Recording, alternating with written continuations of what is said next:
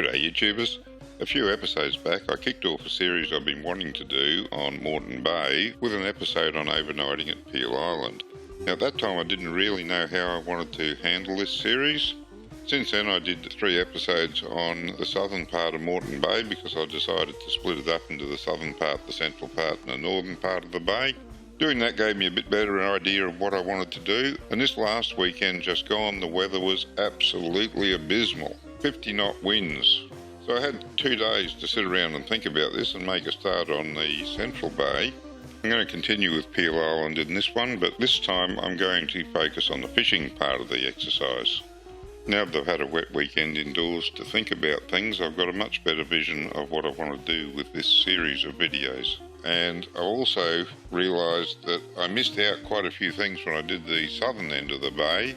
I'll come back and make an addendum to those episodes after I've finished the Central Bay, just to finish off all the bits that I didn't think to mention when I originally did it. I'll just remind you that these videos are intended for people that are new to the area, and this video in particular is for those that are new to Peel. If you go over there and you catch a boatload of fish every time, you're probably not going to get anything out of this video, but if you're new to fishing Peel or you're still trying to figure it out, I hope this helps you. Before I start talking about the fishing, I just want to take a quick trip around the island to mention some of the landmarks. We'll start off here at the Southwest Rocks, and that is an area of rock and brain coral reef that extends all the way around the southwest corner of the island. The next item in turn is the Western Jetty. I just want to mention that now as a landmark, and I'll come back to why later on in the video. The next landmark is called the Corner. I haven't got anything to say about that for fishing, but it's worth knowing about, and I do go into some detail about it in my previous video on overnighting at Peel. The next landmark is the Spit, and that is one of the fishing areas you're going to want to know about. We'll come back to that one. I'm going to skip past the sunken reefs on the northwest side of Peel because they've got a green zone on them now, and without a min coda or something similar it is difficult to fish them and stay outside the green zones. So the next landmark of interest is the Hanlon Light at the entrance to the Lazarette Gutter, and that is a good fishing area. And next is the Lazarette Gutter, and I've spoken about that as an anchorage in a previous video about overnighting at Peel. But it's also a good fishing area. We'll come back to this one as well. A little bit further around the island is Cucumber Point, and the main interest in that is that the 2 white markers directly north of that mark the edge of the green zone. I'll come back and talk about the green zone a little bit later too. While strictly speaking it's not part of Peel, I'll just mention the Douglas Light here because that more or less marks the bottom of the Turtle and Dugong Go Slow area around the Amity Banks. The Go Slow area is just a little bit to the north of that, but it's a good landmark to pinpoint it. Next is the bluff on the southeast corner of the island. Next is the wreck of the Platypus. Now you can't miss that one. It's an old dredge that was sunk there as a breakwater for the stone jetty back when the island was still used as a leper colony. Now the next one I want to mention is Hole in the Wall. Nothing special about it, it's just a landmark. If you don't understand the reference, just drive past it and have a look at the cliff face. I'm sure it will become obvious. And that brings us around to Horseshoe Bay, which is one of the nicest areas in the Central Bay, I reckon, one of the nicest beaches. I've spoken about that at length in the previous video, so I'll refer you back to that if you want to know more about overnighting at Peel. I'll just point out where the huts of the old leper colony are located. You can see them from the water. The leper colony itself was disbanded in 1959, so it was before my time on the water, but the old salts used to enjoy telling me a story that back in the day you weren't allowed to land on the island because it was the leper colony, and they reckoned there was guards there that used to shoot at you if you tried to beach your boat on the island.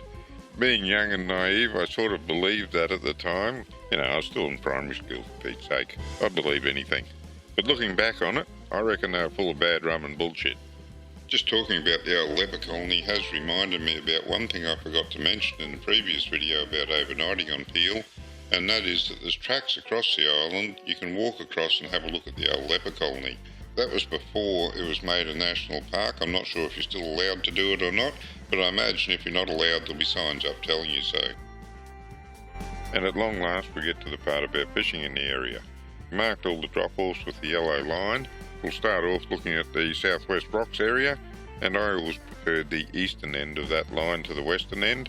Eastern end used to fish really well on the run-in tide. I've caught the best fish there on that eastern end, although I can't promise you they're all on the run-in tide, but there's some good fish caught there. Western end produces, but I've never done quite as well, and I think, and this is a vague memory, but I think I used to do better on the western end on the running up tide, but I could be wrong about that. And back in the day before there was depth sounders and fish finders, the way to get onto the fish at the southwest rocks was to drive the boat in until you could see the brain coral, and then motor back out a little bit until you just got to the edge of the brain coral and started to get a bit deeper. Then you'd anchor up so that you could cast into the edge of the drop-off. Things haven't changed much for the depth sounder. You still use the same technique. You want to find that edge of the drop-off so your bait's going around that area. So different technology to do it, but pretty much the same outcome. The area around the green beacon fishes pretty well for the average size snapper and sweetlip and the odd Moses. There might be some bigger stuff there. I can't say that I've ever caught anything bigger than about 50 centimetres there. May have been slightly bigger, but most of them a bit smaller. Now the area between the Spit and Hanlon Light and around the corner into the start of the Lazarette Gutter produces some nice snapper, sweetlip and bluebone, with the occasional other species thrown in. My experience in that area is that it fishes best of a night time. Certainly don't want to be there before late afternoon or too much after sunup. The same story applies as with southwest rocks. You want to fish the drop-off, so go until you're over the coral and then back out until you see the drop-off, and you want to fish that drop-off. Now my suggestion is to either fish this overnight or get there very early in the morning before the sun even starts to get near the horizon and start to belly up. Once the sun's fully up, the bite generally tapers off. There's a big green zone around there, so I'll talk about that a little later in the video. You want to be very careful you don't get caught fishing in that. Fishing inside the Lazarette Gutter in the wider opening of it used to be pretty good, but the green zone runs right along the top of the drop-off there now. So if you do fish that, you do run the risk that fisheries might say you're throwing your baits into the green zone. With so many other places to fish, honestly, I don't think it's worth the risk. But it used to produce the goods back in the day. Personally, I haven't fished that area since the green zone's been in. In fact, I try to stay greater than a casting distance away from any green zone. Frankly, I've got better things to do with my money than donate it to the government unnecessarily. The drop-offs, starting at the Lazarette Gutter and proceeding around to the eastern side of the island, have never been as good to me as the western side. I have caught fish there, and I've caught quite a few fish there, but the quality has never been as good as on the other side of the island. It's probably just me, because I do fish the western side of the island a lot more, and I do understand how to fish that a lot better. There's a lot of boats do fish the eastern side, and I guess they're catching some decent fish or they wouldn't be there. But it's the same story as anywhere else around the drop-offs on Peel. Want to get over the reef, come back off and fish the drop-off. Just remember, stay clear of the green zone. And if you're fishing the very eastern side of the island, you don't have to worry, because the green zone ends at Cucumber Point. And that brings us around to the Bluff. That's not a great area for quality fish in my experience again. I still prefer the western side of the island for that. But there's certainly a bit of variety there. I've caught whiting and brim, squire and sweetlip, even the odd flathead. But then again, so long as the fish is legal, you're going to get a feed out of it. And picking up half a dozen fish that are just legal is often easier than picking up one really big one. And next is the wreck of the platypus, and you'd think the fishing would be really good around a wreck. I did try fishing it a couple of times back when I had the big boat, and that's quite a few years ago now. I took the tender and tried the wreck maybe 2 or 3 times, but the results didn't justify the effort I put into it, when I could take the tender elsewhere around Peel early in the morning and bring back breakfast, lunch and dinner after an hour or so's fishing. Another area that I didn't fish very much, but I have tried it, is just out from the hole in the wall. And if memory serves, I caught some whiting, brim, and I think I might have got a flathead there. Again, not a spot that I fished very much. And finally, there's Horseshoe Bay itself. I don't consider that much of a fishing spot, although you can pick up the odd whiting there. I've caught pike there as well, if you care to flick a lure around a little bit. I've also picked up a few squid there, but only of a night time. Shine a light down the water, the squid come up to have a look at it and shoot them with a bow and arrow. That was a really fun way to get squid.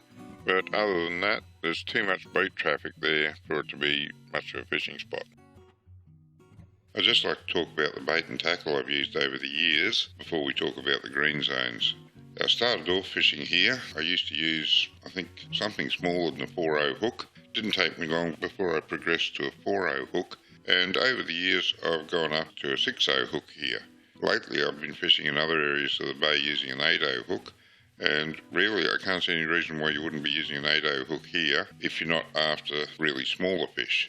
Even a 40 centimetre snapper is going to take an 8.0 hook quite easily. As for rod, anything you like, just whatever feels good to you. I think I had 10-pound mono line on my first trip over here, and that was really back in the day, 50 odd years ago. I progressed to 15-pound, then 20-pound, and lately I fish even heavier than that when I'm dropping to the bottom.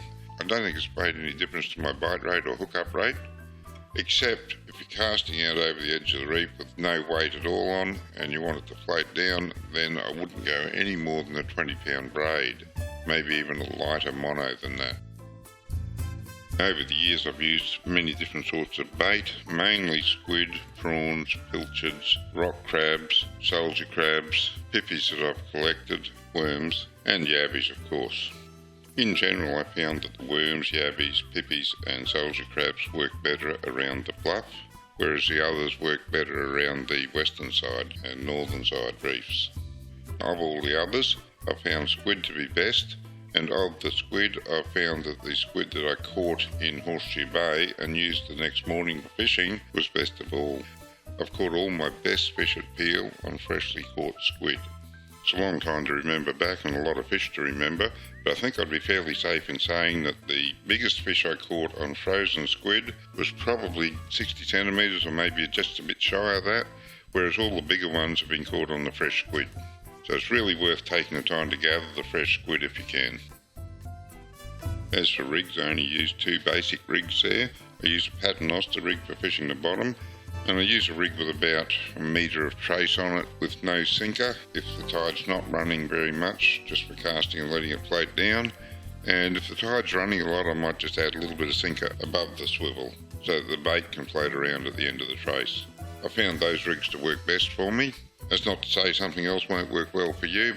Never be afraid to experiment, you just don't know what the fish is going to like until you try it.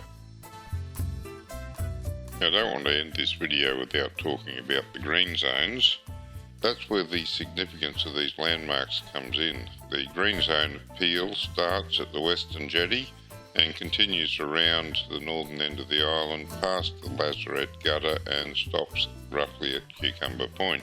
There's also a beacon out on the outer limit of the green zone. You can use that as a guide as well. If you need to get your line, just line the beacon up with Cucumber Point and that will be near enough to the line that you shouldn't cross. A lot of people think that you just can't fish the northwestern side of Peel at all because of the green zone, but that's not true. The green zone ends at the 2 metre line at low tide. If you don't go in shallower than 2 metres at low tide, you'll be fine. Just bear in mind, don't go too close, because you can be fined if your boat's outside the green zone if the fisheries say that your bait is going inside the green zone. So you can't set your boat outside the green zone and cast into the green zone. That's just not allowed. I like to stay well enough outside it to be sure I'm safe, and it makes sense because what you really want to do is fish those drop-offs, and that's well outside the 2 metre line. Remember to compensate for the tide. You can have a tide up to 2 metres on times, so that's 4 metres if it's at high tide on a king tide. And don't forget those little reefs that are just separated out to the northwest side of it. You can see them there outlined in green. There's separate green zones. They also follow the 2 metre line. This next image explains the green zone just in a little bit more detail. You notice that the green zone extends into the land on Peel, which is why the white area of Peel Island doesn't cover the entire land surface. The green zone and the conservation zone actually cover some of that land area. There's also a go slow area around Peel, and take particular note of that. That's where all the dots are. That's a go slow area for turtles and dugong. You will get fined if you speed through there. Well, you will get fined if you're caught speeding through there, let me put it that way. It's not that hard to stay outside it, because the main area of concern is if you cut inside too close to the sunken reef. That's where you're likely to run foul of the go slow area. And look, I'm going to close this video off now. I think I've gas bagged long enough. I've covered Peel Island. When I started this video, I had hoped that I might have done Peel Island, Goat and Bird Island and Myora, and fitted it all inside the 15-minute limit that I wanted to put on it. Wasn't to be, so the next video I'll probably cover Goat, Bird, Myora, maybe Dunwich and Dimbilla Bay. I have no particular plan about how I'm going to present each of the areas in the Central Bay. I'll just sort of jump here, there and everywhere, I think, until I've covered it all. So anyway, I hope you got something out of this video. Until next time, good fishing.